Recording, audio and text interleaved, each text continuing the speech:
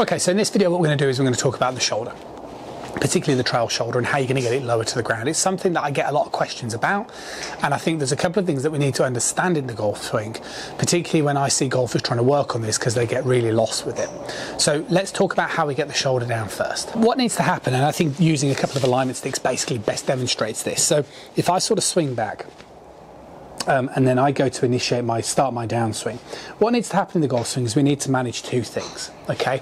We need to manage linear motion, which is the movement of solely to the left, and we need to manage rotational motion, which is this rotation around the spine.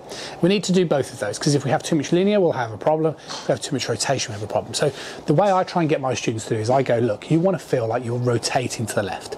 So you can see my pelvis is moving to my left leg as I start the downswing, like so. Now, the problem for golfers, and one of the problems for golfers that struggle with trying to introduce rotation, is what happens is that they don't understand, should we say, the importance of how much linear motion is required. So if I sort of demonstrate this motion now, where I start my downswing and I trigger rotation, okay, but I don't move my pelvis enough to the left. What you can see if I pause here is the way that my shoulders are parallel-ish to the alignment stick that's through my belt line. So this isn't the right type of motion because the right shoulder's staying up too high, and we don't want that. So if I demonstrated that from side on, and you imagine I was swinging down the range here, if I sort of swing back and do the same movement where I just introduce rotation, you can kind of see the way that my right shoulder comes up and forward and my hands go out, and that's going to cause quite a lot of problems. So the problem that's lacking there is there's not enough linear. So if I do this again, that's this. Now this time, if I do the same type of motion, but I move my pelvis more to the left, so I try and push more pressure underneath that left side, what you can see is that as long as my lower body is theoretically slightly ahead of my upper body, then what this does, this produces a tilt. And what I mean by a tilt is this line. So we're not looking for this. This is going to be a problem and over the top move. What we're looking for is this.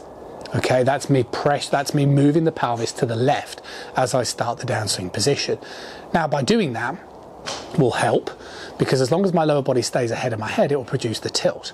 If we rotate this way, then that's when we're going to be more over the top. So as I sort of just subtly demonstrate this, what we can see is that as I'm doing this motion now, where I am concentrating on shifting the pelvis to the left, and don't get me wrong, there's an element of me consciously trying to keep my head still when I'm doing this, as opposed to this, you can see the way my right shoulder starts to naturally drop. Now, that's all you need to do. You need to allow the right shoulder to drop, and I'll talk about the amount in a moment, but the more athletic a golfer is, like meaning the more rotation that they possess, right? And I work with a few students that are like contortionists. If I sort of really open up my hips are really facing the target by the time I hit it, then it will produce more of a tilt. Okay, so when we see those sort of contortionist golf swings on the tour, the reason for that is because of the simple fact that they're more open. So the more open in the left the pelvis is, then the more of that sort of, should we say, bend or tilt is going to be created. And that's why we see some tour pros that look like they're right down to the floor. But when we look at our conventional tour pro, the trail shoulder only drops a little bit. Okay, so why is that important that your trail shoulder drops to the ground? Well, the reason why that's so important is because what is happening with your arms in the golf swing, okay, and I'm going to focus on the right arm here. So let's say that we're trying to hit the ball with our right hand. So we're trying to get that feeling that we're throwing the club through. Now, the problem that you're going to have is if you are somebody who is going to try and throw this right hand, is if you move as I demonstrated earlier, where we say just rotate like so, we don't move enough to the left, the shoulder stays too high, which means that the right arm is going to theoretically be too straight by the time we hit it. Okay, like so, like this, and we don't want that because we know the tour pros are down here like this. But the question is that me consciously trying to keep my arm bent? No.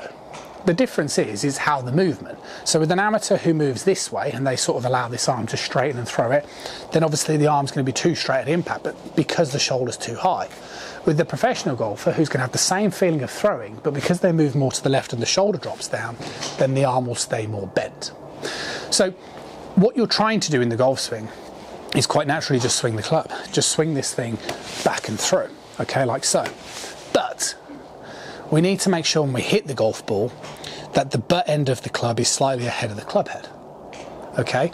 And to be able to do that, my trail shoulder needs to be lower to the ground.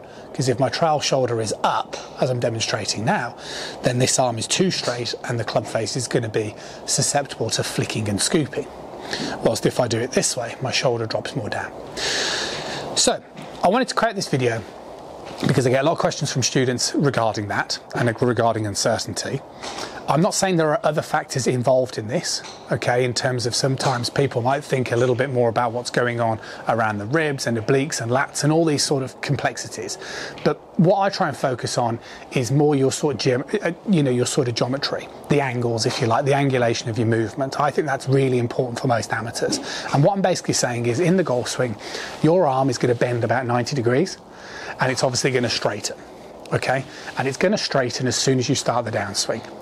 So we can't consciously try and keep this bent because that's going to hinder our club head speed.